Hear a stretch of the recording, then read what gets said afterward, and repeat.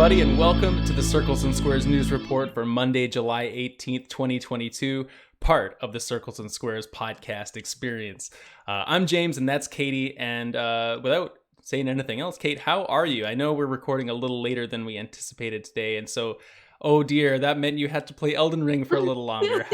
How was that? I know, it was such a shame. You're like, "Oh, I can't record quite yet." I'm like, "Oh, no." And then I beat 3 bosses. So Oh, damn. it was awesome. I had a little bit of an Elden hiatus, recently, just, playing other things, It's and a long sometimes you game. just kinda have to take a break from long games. But I've gotten back into it. I put on a new cool outfit, really got some confidence from that, and I've just been like, I don't know, I updated my build. Like, I was using one katana before, like, the Uchi katana is always my weapon. And then I had a second one I thought was cool, so I just started dual wielding, and that's just my new thing now, and, like, I feel like I was sleeping on this all game because it's just like, why have one sword when you can have 2 swords? That's double as good. Yeah, exactly. And I mean, you've never used a shield either, right? So, No, yeah. like, I don't, like, so and, like, I parry with the other hand, but a lot of enemies you don't really parry, so it's just, like, useless space. But anyway, I feel like I'm at the end, like, I feel like I'm in my final game build now, and I'm, like, steamrolling through bosses, and I haven't come across Melania yet, so I'm sure I'll get humbled by that, but I'm feeling pretty powerful after today. That's excellent. I'm so excited for you to get to the end of it. I think we Me should do too. like a big blowout spoiler cast kind of thing for the We game. should, we should. I know what ending I'm going for. I've gotten 3 different endings I know unlocked just based off of, like, seeing stuff and what I've done, but I know exactly which one I'm going for, so, like, I'm definitely in that, like, end game.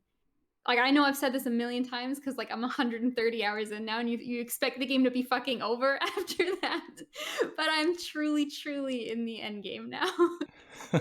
Just like the Avengers. Well, we look forward to seeing the update when you do finish. But let's talk Mhm. about the news today, shall we? We got a lot to talk about. It's we've had a few slower news episodes, I feel like, in the last little bit, so this is a bigger one, and I'm looking forward to that. Just before we get into the news, though, I want to remind everybody that we do have a subscription for our podcast now. Of course, you can subscribe to our show for $1 a month, and all proceeds we raise from that for the rest of the year will be going to prochoice.org/donate to support abortion funds in the U.S. So if you consider donating to us, or if you have an extra $1 a month, that would be very much appreciated, and it goes to a good cause. So thank you to everyone that is subscribed already for doing so.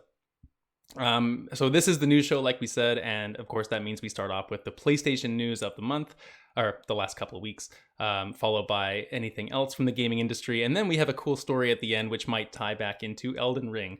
So look forward to that at the end. Just a little spoiler. But let's start off the show, Kate, because we have the release date for God of War Ragnarok. And we did get this a little while ago, which of course, scheduling and everything we didn't get to talk about on the show yet, but it is coming November 9th. There was some speculation, like, is it going to get delayed? Is it not? Like, when is it coming out? But no, we got the date, so everyone on the internet can calm down. And let's Yes, hope just... stop asking. Exactly. Stop asking, stop harassing our friend Cory Barlog. Let him, put the finishing touches on this masterpiece.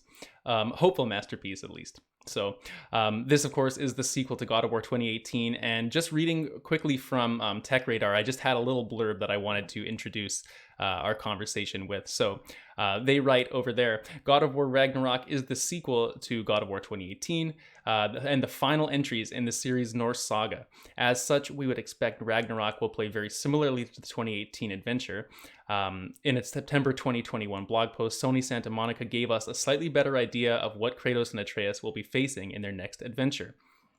According to the post, Ragnarok will pick up a few years after the events of God of War 2018, Midgard being hit by the freezing winds of Fimbulwinter, which makes survival for Kratos, Atreus, Mimir in the Norse wilds even more challenging.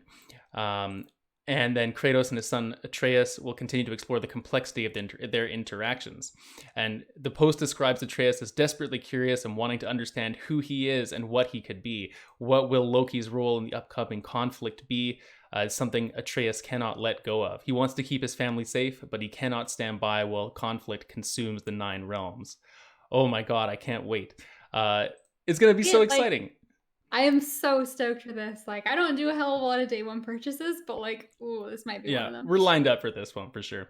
So I figured, just because, I mean, we don't know anything about the game yet beyond sort of these previews, And I mean, we could sit here and gush and speculate all we want, but we're gonna do that after the game comes out once we've played it. So instead, I just figured it would be fun on this show, now that we have the news of it coming out, to make a few little predictions and see what we think of this game coming up. So first things first, we have to get to it. Will Kratos die in God of War Ragnarok? Because the end of the 2018 game, and sorry, it's spoilers for anyone that's not played it, we're just going to openly talk about it, so skip ahead to the next story if you want to miss those. But of course, there's that whole like tapestry thing that happens at the end of the game, and sort of, alluding to potential events in the future. And some of it like seemed to hint towards a death for Kratos. So what do you think, Kate? Like, where do you think this is going for him? It's such a tough call. And especially because this is only 2 games, right? Like it's not a 3-game trilogy like the Greek stuff was. So I think he might die, especially because it seems very like Atreus focused. Mm-hmm. Partially with that blur, but also just a lot of the characters that we've seen so far. Like Fenrir is like Loki's son, and like we already have like the serpent is Loki's son, and they showed off that other character too. I can never pronounce her name properly, Yeah, but but she's supposed to be Loki's wife, right? Or like the Angrboda? mother. Yeah. Yeah. So she's Loki's well, she's not Loki's wife. Loki has a different wife. It's very complicated. He's had children Okay. with Yeah. many different I mean, things, it's but Loki. You can she's see it. she's one of the partners that he's been with, and then she's the mother of the serpent and Fenrir. And so like there's a lot of like very Loki centric characters and like trimmings for the game already, which makes me think that like Kratos maybe will die, and like kind of Loki maybe is like the kind of the star of like the last third of the game. Mm-hmm. But at the same time, what could possibly kill Kratos? I know, but that's He's the so thing. This motherfucker has lived through so much. Like, I don't know yeah, what it would be. The only thing that maybe lends to me, like from what you're saying, is like if it is Loki focused, and maybe like, he doesn't want to, like, something happens story wise between them. Like maybe the reason Kratos could die is because if it's Loki that did it, then it's like, oh, he's not gonna fight back because it's his son or something like that. Like it, right. Oh, that that would be so tragic. it Like would just it with the would. growth those characters have gone through. But the other thing I could see is like Kratos, like he's died before and come back from the afterlife. Like he claws his way out of the underworld, and so like maybe he dies. And okay, I was thinking if what would make sense is I think like is this the end of God of War, right? Like are they going to do another installment? And I was thinking like it would be super cool to get another like mythology to go to, and like a lot of people have been wanting Egypt, like that's pretty Oh my hot on the god, that would internet, be amazing. which would be incredible. But like there's all sorts of other mythologies that could pop out, right? Like it's an endless supply almost of different like pantheons you could visit, and different like stories and mythologies he could get involved in. And so him dying here, maybe he like goes like maybe like something about his death is like what breaches the two, and he like comes out of like the underworld of another mythology or something in like the next trilogy. So Right, yeah. I I don't mean, know. We he could, don't he's never truly gone, right? Like he could come back, yeah. like you said. It's my prediction personally is that exactly what you just said. I have it written down. Like Mhm. I think he will die just because, like, I don't know, like it just seems so heavily It foreshadowed. seems so set up, But yeah. I think that it won't be like an immediate thing or anything like that. Like I feel like it would be kind Mhm. of towards maybe, the back third of the game or something like that. Yeah. Maybe you'll shift towards, maybe you play as Atreus then or something like that. Which is actually the second question that I had is, will we play as Atreus or Loki at any point in the game? Yeah, I think so. And that last like third of the game is exactly what I thought. Like there's no spoilers, but there's another big PlayStation game where you swap characters for a bit, and I could see them doing a similar kind of thing, even if at least just for a portion in the mid game, and then Kratos returns, or yeah, to like close off the game, like like end of some other games that have done that before that Yeah. maybe I shouldn't say. That's the only Um thing though, is like like you said, it has been done before, and you may or may not be talking about like a pretty prominent PlayStation game. So, Yeah. There's is that a bit another like good predictable example. then though, right? Yeah. I mean, and these games have some parallels, but there's also like spoilers to the first Red Dead Redemption. Yeah. You know, you John Marston dies at the end, and then you play like the last like bit of the game as his son, and so like it's definitely something that's been done before in games, but I don't think that means they can't do it well and it still be like a meaningful thing. Right, and I have full like faith that the team that creates these games will be able to do it in a way, if they do choose to take the story that way, that would Mhm. make sense and be fulfilling and not be like, oh, I've seen this before, right? You know Yeah. what would be really cool is if Kratos does die in the game, but then his death Yeah. just results in like the game being like you're playing as Kratos in the underworld and then Loki in the regular Oh, and you world, like and they swap have back like a and forth. parallel adventure swapping back and forth. That would be That could pretty be cool. cool. That'd be pretty cool. The other thing they could do too is like it could be like kind of a fake out thing where like he dies and then at the end of the game he's like pops back up and he's like I've died so many times I don't even care I'm back. Yeah, like, fuck this. Like, and like it might like not even be just like a we're holding it till maybe a next game and it gets announced and it's like was he really dead? It's like no we did it for like 5 hours he's back. So that's a good point. Okay, so we've got those two out of the way. The last question I guess I had was just what do you hope to see, and do you have any kind of other miscellaneous predictions around the game at all? yeah, I have a couple that are weird and then one that I really actually want. But I was just gonna predict that like because we've got Fenrir and Jormungandr already in the game, which are like the two kids that Loki and Angrboda have together. Yeah, They Normangander being the world serpent. being the world serpent. Yeah, he's already in the first game. Fenrir is like already in that big shot at the end of the trailer, looks amazing. So their other kid in the myth is Hel, and so I wonder if like maybe Hel gets introduced at some point as a character. Mm, that would be pretty cool. In the mythology is fucking weird, and at one point, like Loki, because he like shapeshifts in the Yeah. like myths, and he turns into like a horse, and he gets like impregnated by like another horse, Holy shit. and so he gives birth to an 8-legged horse. It's just like something that happens, and I really don't see them doing that in the game. It seems a little out there. A little It's a out little there. out there, but I want them to like just get like or at some point like come across like as an Easter egg like an 8-legged horse that maybe like they ride for one sequence or Sure. something. Yeah, or like mentioned one of Mimir's stories. Yeah, or like someone has an 8-legged horse named like Sleipnir, I think, or something like that. Like it'd just be so weird because Loki's just like a normal dude in the game. Um, Holy shit, that's so crazy. that's my fun prediction. But my actual thing I really would like to see is I'd like to get a little more tie-in to the like Greek pantheon and like Mm, I want to get information about like how Kratos got here in this new like sequence of games like because the 2018 like we know he left and like Athena shows up and so like there is like a tie-in like it's not a reboot it is a tie-in like he gets yeah, and he's much blades older than he was before. older, right? He gets the blades of chaos, and like the first games very much are important and integral to Kratos' character coming here, but like there's such a massive gap. And I like the idea of like going forward, this is a little bit like Loki focus, and it's about him and his son, and he's like, become a really different character, and that arc is amazing. But I have so many questions about how those tie together. And then I think that information could also lead in really well to like a new pantheon being incorporated because it's like do they just all exist are they like different planes of existence or are they just like oh it's like if we flew to Europe they're just actually over there. like Yeah, yeah. I want to know like how it works and then like explaining how he got to Norse lands is then good to like okay well if he could do it that way then he could go to Egypt or he could go like wherever else and it's just some like explanation of how the world works.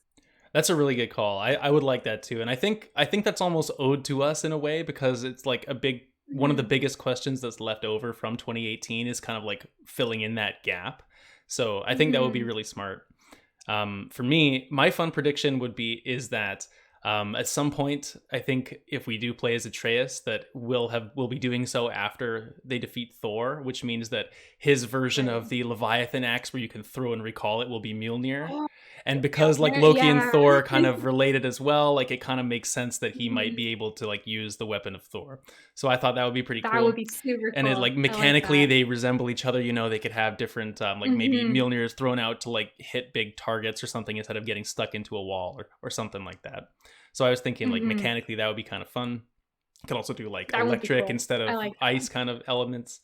Um, I but like that a lot. yeah. But in general, like what I want to see is I think that I really want to see them lean into. I was thinking like, how could this game be improved from 2018? Because 2018, of course, is Mhm. like such a tight experience, like the control wise and like what you're doing. But I think the one thing about it was very focused. Like you only had the two weapons, whereas historically God of War has had Kratos sometimes has like four different weapons in certain games. And I thought if he is gonna die, if they are kind of transitioning to this new thing, then let's send Kratos out with a bang and like let's hook him up with a bigger arsenal of weapons. Like give me some more fists where I can Mhm. punch guys, or give me a scythe or like some of these cool weapons he's had in the past. It doesn't even have to be like the exact ones from the previous games, but Right. just the blades of chaos and the axe both feel so good in 2018 that just like give me one or Mhm. two more weapons that feel just as good and Yeah. let me fight with Or ev those. or even, like, the small things too, because like, he would have, like, if I remember correctly, he'd have, like, yeah, like, 4 or so weapons that you could choose from that had the full move sets. Then he'd have, like, the Gorgon shield that or, like, the Gorgon head he could hold Mm-hmm. up that would Mm-hmm. do, like, a stun move, and he had, like, I think he had, like, Hermes' like, wings or Yeah, something to, you like, got the double boots where you jump. could run faster and stuff like that. Yeah, and he had, like, a bow that you could just use as a ranged attack, and so, like, he had a bunch of extra little goodies on top of like, the Yeah, actual core weapons as well, so, like, yeah, you could really deck him out with some cool stuff. I think that would be really cool, And if they're going to war, it's like it's Fimbulwinter, it's Ragnarok. Like fuck Mhm. it, let's get all the weapons in there and like see Let's Kratos in his go. last. It's like Logan, right? Like Wolverine gets sent out really well at the end of that movie. He has like one last like Mhm. juiced up rage and murders a bunch of dudes. Like let's see that for Kratos, man. Like let's Let's get him the most go. violent scenes we've ever had in God of War. Oh And, man, like, that ties into I think the other thing that could be improved for this one is more enemy variety, yeah. because that was the other big complaint about 2018, and I think it came down to, like, there was just stuff cut that they didn't have time to put in the game, and, like, you know, some of the trolls could have been other things. Like, so if you had more things to fight, that encourages you to have a more robust, like, arsenal of tools as well, because certain things might feel better against certain types of enemies, and it encourages changing as opposed to just sticking with the same thing that works. Yeah, definitely. Well, man, if even half of that stuff we just talked about is true, like it's Dude, oh my god. I'm so excited for this game. Like, I have so much confidence and faith that it's gonna be amazing, and, like, man, it's so soon, and it's Yeah. real. Oh man, it won't be long. It won't be long. End of the year. End of the year. Mhm. So moving on to story number 2, though, for the time being, let's put a pin in that and move along to our Mhm. second story, which is the PlayStation Stars program, because maybe we could earn some PlayStation Stars by playing Ragnarok later this year. Maybe we could. So this is PlayStation's new rewards program that's been announced in the last couple of days. And so just reading over to, again, introduce us to the topic here over on the PlayStation blog, Grace Chen has a write-up, which I picked some parts out, which kind of highlights what exactly this is. So this is a free service that once you become a member, you'll earn rewards by completing a variety of campaigns and activities, such as a monthly check-in campaign, which requires you to play any game and receive an award, while other campaigns will require you to win tournaments, earn specific trophies, or even become the first player to platinum a blockbuster title in your time zone, which good luck doing that, because there's no way you're going to beat some of those people to the platinum. All PlayStation Stars members will have the opportunity to earn loyalty points. Points can be redeemed at a catalog that may include PSN wallet funds and select PlayStation Store products. As additional benefits, PlayStation Plus members enrolled in the PlayStation Stars automatically earn points for purchases on the PlayStation Store. Also, as part of PlayStation Stars, we are unveiling a new type of reward called Digital Collectibles. Collectibles are diverse as our portfolio of products and franchises and represent things that PlayStation fans enjoy. So I guess that would be like avatars or little images and stuff. And just to clarify, they have come out since this and said this is not NFTs. These Mhm. collectibles are digital. They can't be bought and sold. There's no marketplace for them. They're literally like when you go on Smash Bros and unlock like trophies or something for Nintendo. Right. So just keep that in mind. But this is a cool system. I think this is something that PlayStation's been missing for a long time. Like Nintendo has the gold coins where when you buy Nintendo games, you earn a little bit of money back. It's not much, but you get something. And Xbox also has like the Game Pass achievements that you can earn rewards to the Microsoft store on. So this seems like something Sony was behind on, and now they're trying to do their own version. Cool. And it's just one of those things where it's like, I don't think this is going to incentivize me to play or do anything differently, but I'm just going to kind of get shit for what I'm already doing. And that's fun. And like, like maybe in like 7 months, I can save up and get like a background theme for the PS5 and that'd be fun. That would be fun, right? I always thought it would be a cool idea to, yeah, have these like, every when you earn a trophy, it's worth something. Like, what if every bronze trophy you earn was hmm worth like, I don't know, a cent or something? Like it hmm doesn't sound like a lot, but I mean, over the time when you play games, like you earn a lot of trophies, Yeah. like so Exactly. And this is cool. Like for those people that are really big into trophy hunting and like platinuming things and like day one purchasing and like, trying to beat the game as quickly as possible. Like, sure, that's an incredibly small percentage of people that were going to be in this program. But like, how cool would it be if you were super excited about like Ragnarok, for example, and you buy it and you're the first person to like platinum it and you actually like, get something from Sony for doing that? Like, that's pretty cool. Like, yeah. that would be like a monumental gaming moment for you.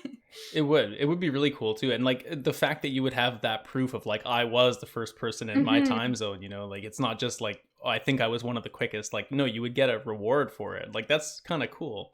Yeah, and, like, people like that shit, like, we're playing on, like, Here's the Storm, and, like, when you reach it like, you play a character and they, like, get experience, and, like, once you hit a certain level as a character, you can buy this little, like, gold thing, so, like, when you, like, start the match, it shows that you have the gold for that character, like, it's, like, to imply that you're good at them, but, like, in reality, you could've just played a lot and you still suck, which is true to people, but, like, it's like, people like that, right? Like, that is a thing that people are like, I want to get to that level to get that. We can't really explain why we care about it because it's just like some little cosmetic thing that doesn't mean anything. But like it feels like a reward. Like you did it. Like you made it. There's an accomplishment there. And like this is like a cooler version of that because like it's just you and like that's that's incredible. Yeah, I'll be interested to see like exactly how the wallet funds work, because out of all this Yeah. stuff I'm reading through, like the wallet funds are easily the most enticing thing they're offering. Like whatever the Right. digital collectibles are, like it's gonna be like a JPEG of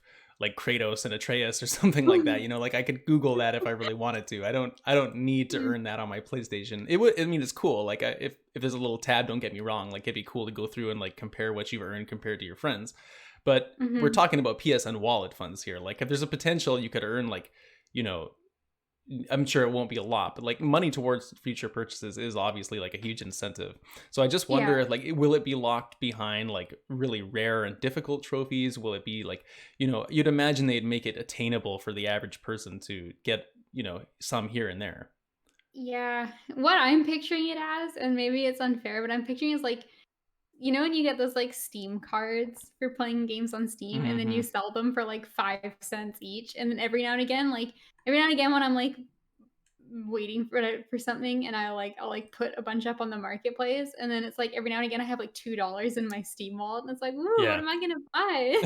Ooh. So, like, comparing it to that, I think it's gonna be pretty, like, meager unless, like, you really play, like, a fuck ton of PlayStation and, like, you do these like whatever these monthly campaigns are that they haven't really specified. Yeah. Well, I mean, on Xbox, just comparing it to the way the Game Pass one works, like for the monthly challenge, it'll be like, play Mhm. 10 different games on Game Pass, or like earn an achievement in 3 different games on Game Pass. So I wonder if they'll tie it into like the new PS Plus service and be like, Mhm. oh, play each of the free monthly games on PlayStation and like earn a trophy. Oh, okay. Just stuff like Yeah, that, I see like that that. could be something that would be like, hey, we're like, getting you to spend time on the PlayStation, like download these games that we're giving you, and you're getting some kind of incentivization to do so. Like I could see something like that working out.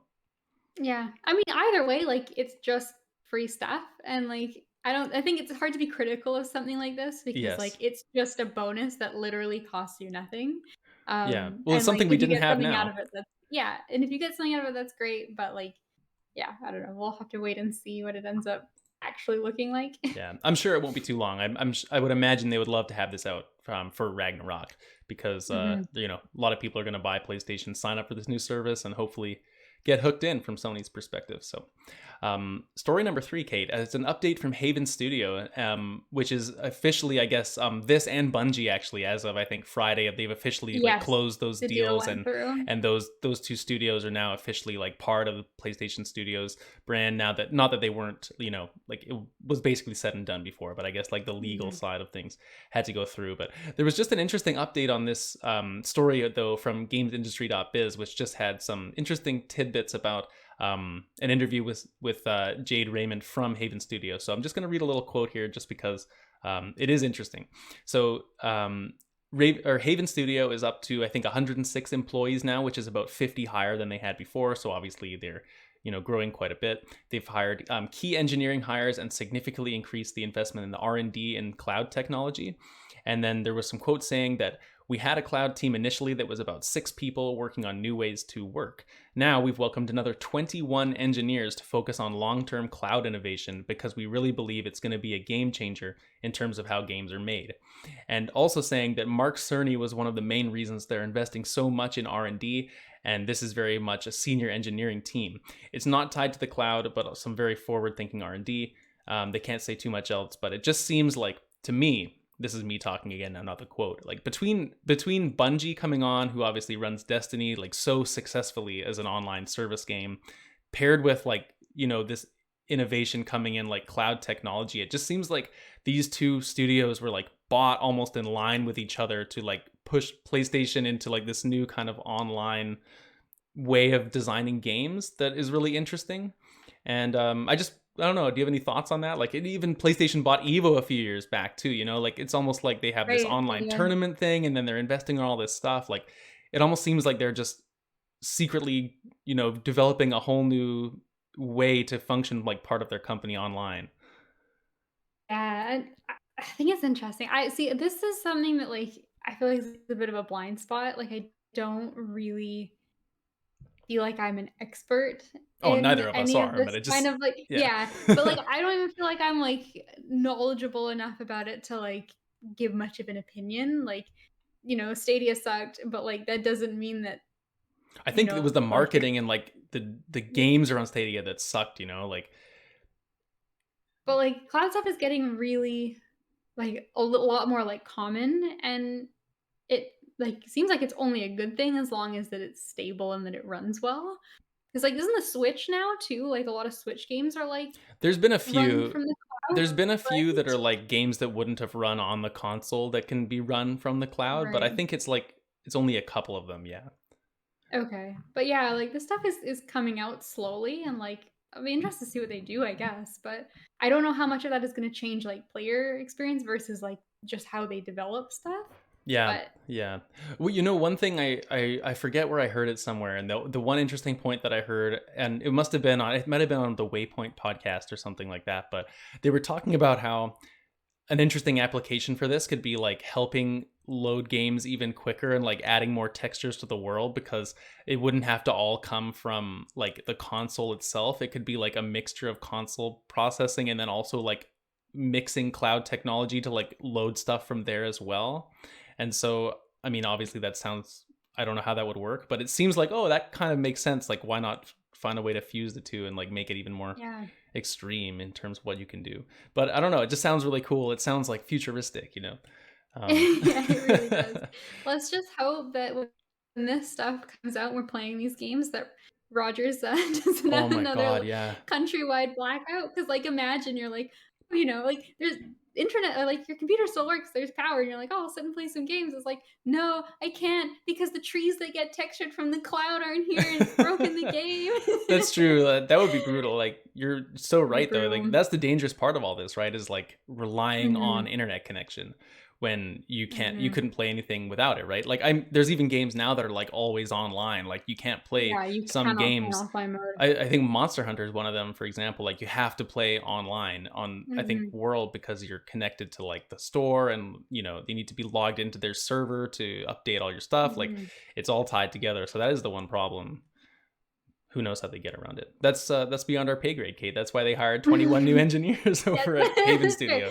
21 years, and then spoilers, we're not there. That's right. That's right. We're here doing this podcast. So, why don't we move to our next story, which, of course, now we're done the PlayStation news section for the show. So let's move into some other stuff. Number one, Kate, I threw this in here for myself from Pure Xbox. Respawn begins work on a single-player adventure within the Apex Legends universe. Hell yeah. Now, Apex I've talked about on the show a lot. I haven't actually played a lot recently. Fortnite's kind of supplanted it for now. Just something different. But man, Apex is such a cool universe. The characters are all like, their movesets would apply so well to like a single player game. I think of it just the same as like people always want Overwatch single player stuff, and that makes so much sense too. But I mean, Respawn, of course, with Titanfall had like an amazing single player campaign in that the Titanfall 2. So seeing that something of that quality from Apex would be like, holy shit, that would be like a big want for a lot of people, I think. It's super cool. 'Cause I think a lot of the people, especially because that game, like it has, I think, single player you can sign up now, but it's like usually 3-person squad, right? Yeah, I you can think a do lot of singles people, though. yeah, but I think a lot of people like get put off by those games that like they don't have people to play with, and so like going in solo is not the same thing as playing a single player game, right? So it's cool to kind of be able to experience that as saying that it's going to be kind of similar, and like there's a lot of different characters they could pull from and like class types they've worked on. So that Yeah, is super cool. Respawn's killing it because they're making the new Star Wars game as well. Like there's I a lot know. going on. And it's not like Apex Legends isn't like an ongoing thing all the time Yeah. for them too. So man, yeah, they're like Insomniac, just never stop. There's like Yeah. something new Yeah. coming out all the time from those guys. Crazy. But yeah, can't wait to see more about this whenever they let us know what the project is. Um, okay, so let's talk about some video game sales numbers for our next story here, because that's always a fun thing to do. There was a story earlier in the week about how Elden Ring had already become a top 10 selling game in the US of all time, even though um, it's only been out for like a few months in the grand scheme of things. And I think they've since walked back that number, saying they'd made a little tabulation error in terms of like it actually cracking the top 10. But you know what? That doesn't make a difference, because what is it going to be, like 11 or 12 and still pass everything by the end of the year? Like it's a ridiculously high selling game, obviously. And there's within the NDP quotes, they're also saying that it was the highest selling game every single month that it's been out. Except for 1 month, which was the release of Lego Star Wars The Skywalker Saga, which is the only game that was able to supplant it for even a month. Which is kind of, we were talking before the show, like that's kind of a funny game to be like the one to topple it. But I guess if you factor in like the popularity of Lego and Star Wars, like those are both very, very popular things. So it kind of makes sense, but it's kind of Yeah, funny I though. think so. And I think like for that too, like you get a lot of like Star Wars fans like who are adults buying it, and like even like the Lego games are fun, right? So like but also kids are buying it, whereas like you're not necessarily buying your kid your 10-year-old kid Elden Ring for his birthday. You So never know.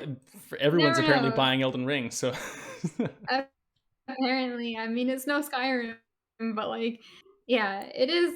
I mean, it's crazy to me. Like it just blows my mind because it's like they're normally like they're not niche anymore. Like you're not like some like hipster for liking Dark Souls. Like no. everyone and their mom's playing Very Elden much Ring, the opposite, and actually, it's which awesome. which I think makes their next game, whatever that is, very fascinating. Of like, how will it follow up on Elden Ring now? Because it's tough to follow up on like the king game. Like that's, I think God of War is going to have the same problem Hmm. of like, how do you beat the one before? Regardless, though, this lists, of course, the top 20 selling games in the U.S. over the last in June. So some interesting stuff. We have like Elden Ring, Lego Star Wars, Mario Strikers Battle League comes in at third place, and I picked that one up. We've played some of it. It's a fun game, but I'm surprised it's number 3. Like that seems really really high. And then Overwatch again. Like man, Overwatch is at 5.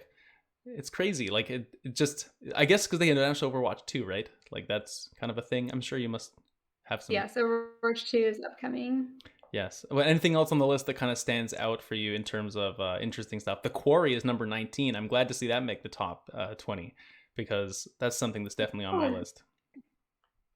yeah, it's super cool because all these other games are like basically first party games, aside from maybe like there's that Demon Slayer game on here, but everything else is like pretty like established franchises at this point. And then you get the Quarry, which is a lot like of a smaller like choose your own adventure style kind of game. So like That's super cool. Yeah, that's a good point actually. I didn't think of it that way.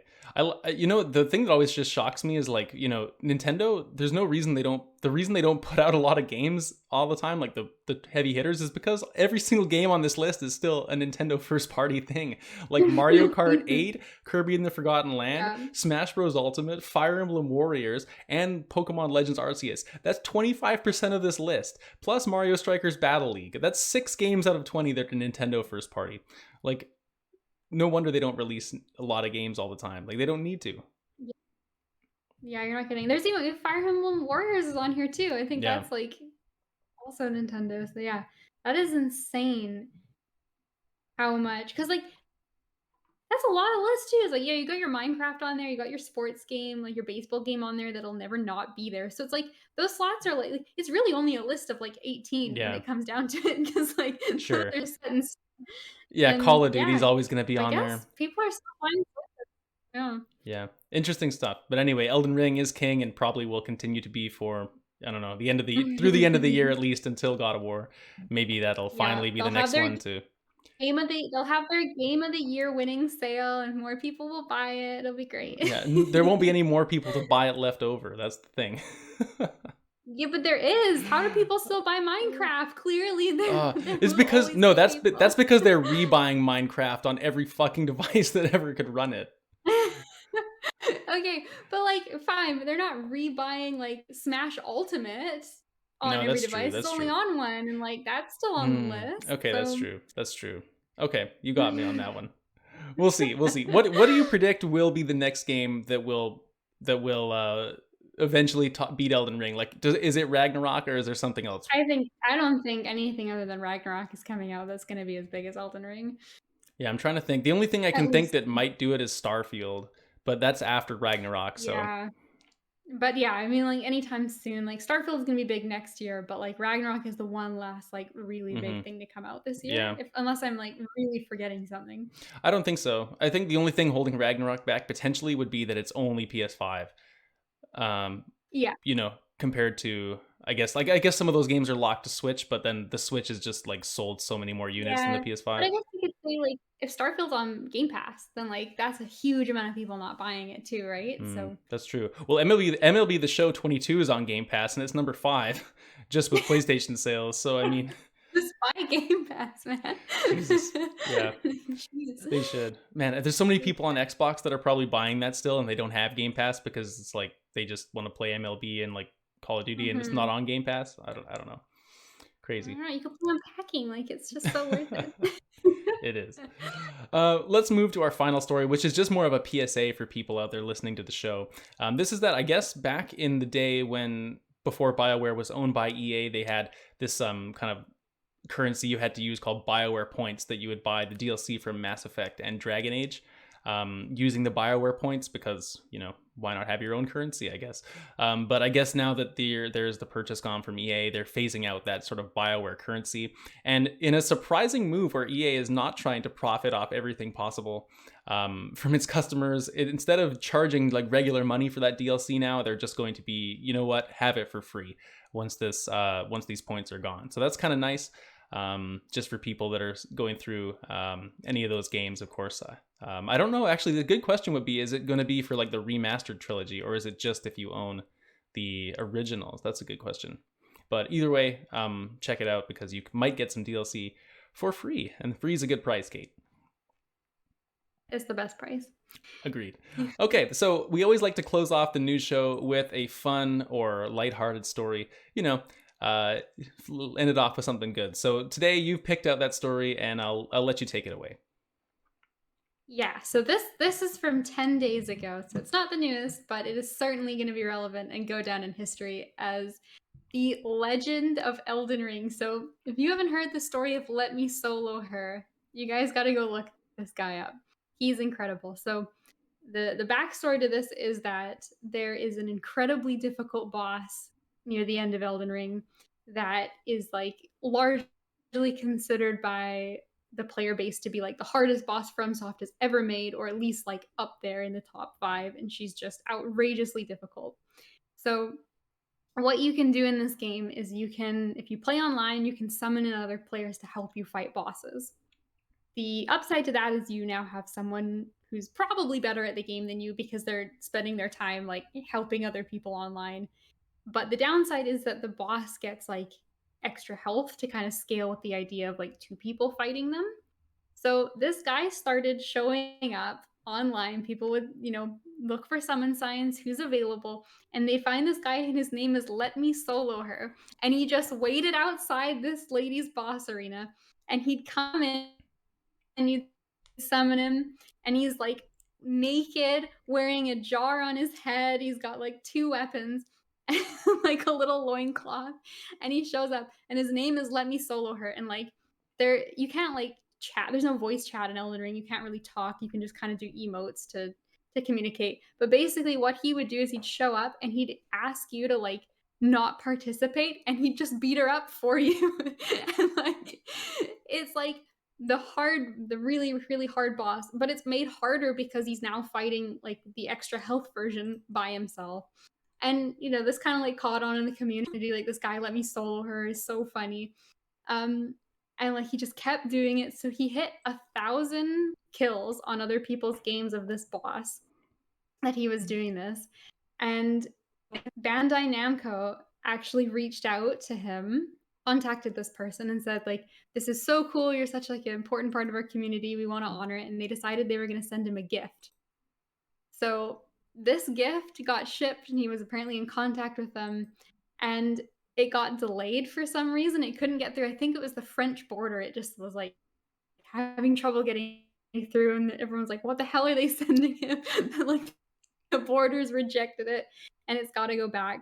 But what's funny is when it finally arrived 10 days ago was just when he'd coincidentally hit 2,000 kills that he'd gotten on this boss, or like approximately around there. So he's like doubled it since. But like maybe we'll post some pictures in the description of what he got, because like he got a fucking cool gift from Bandai Namco. Like you expect these things to be like kind of neat, but like never the craziest, coolest collector's edition. But it's this like massive box that says Elden Ring on it. And then inside, he's got like the cloak, like a nice quality looking cloak of the boss that it is, and like this beautiful wood carving of her. And then underneath, oh, and also like a map of the game, like a nice high quality map of the game. And then underneath all of that, you pull it out, and there's not just a sword from the game in the box, but it's actually like engraved and it says Rise tarnished on it, which is like one of the big quotes from the game. And like, holy fuck, if this is not the coolest thing I've ever seen. And like, of course, little note and a drawing of him like all excited that he did it. It says, congratulations on your great accomplishment from the Bandai Namco team. And like, imagine Cool. being that guy. That's It's pretty so well. cool. I couldn't imagine being that guy for a couple of reasons. Number one is the time commitment to Yeah. beat that boss 2,000 times. Yeah, over. I think he's still doing it. Like he has not stopped. I can't comprehend how long that must take, because it's probably not a short boss fight. Like, holy shit. But yeah, this collector's edition is really, really cool. So my other question to you is this the sword that he uses in the game? Unfortunately, it is not the same sword that he uses. So I don't know, maybe like they had these as collectors things or whatever reason this was easier to send. So it's unfortunately not the exact same one, but the cloak is unique to like the boss that he's fighting. So they've got that in there. Gotcha. Okay. Yeah, it kind of looks like Doctor Doom there, I would say. As someone that does not know what she looks like, Doctor Doom, it looks, kind of could be that green.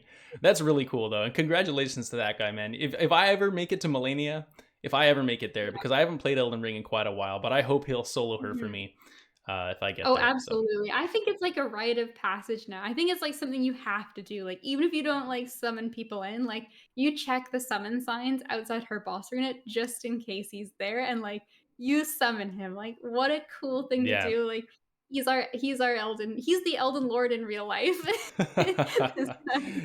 Wow, that's amazing. That's very cool. What a way to end the show, Kate, because that does bring us to the end of today's episode. Of course, we'd like to thank everyone for joining us, as we always do. If you would like to get in touch with us and tell us your predictions for something like God of War Ragnarok, or if maybe you were one of the people lucky enough to have her soloed for you, you can write in and let us know all about your experience at circlesandsquarespod@gmail.com, or get in touch with us on Twitter as well. The links are all listed in the description of the episode. So with that, it'll close us out for the show, but don't worry, we'll be back again next Monday for another episode of the Circles and Squares podcast. So until then, everyone take care of yourself, and we will see you next time.